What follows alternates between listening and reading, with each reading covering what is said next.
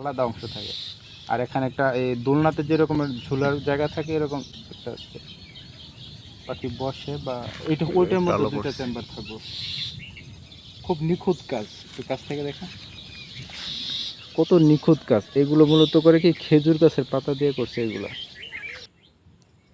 সম্পূর্ণ বাসাটা খেজুর গাছের পাতা দিয়ে বানানো। আর এত কষ্ট করে পাতা দিয়ে বাসা বানাইছে। এই যে এখানে ঝুলানো আছিল ওই তালপাতা থেকে আর কি, এই যে ঝড়ের সময় বাতাসের সময় এটা পড়ে গেছে নিচে। খুব সুন্দর কাজ, সূক্ষ্ম কাজ। এটার ভিতরে একদম পানি পানি ঢুকবো না, যত বৃষ্টি হোক পানি ঢুকবো না। এই যে বাসা বানাইলো, এটা হলো তার ইঞ্জিনিয়ারিং টেকনোলজি।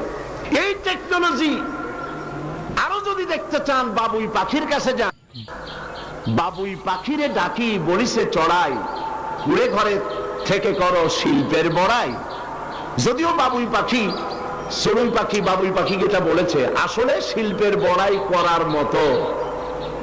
এই যে চতুর্দিক থেকে পাতাগুলি ছিঁড়ে এনে যে বাসা বাবুই পাখি বানালো, আগেই কোন সুবহানাল্লাহ।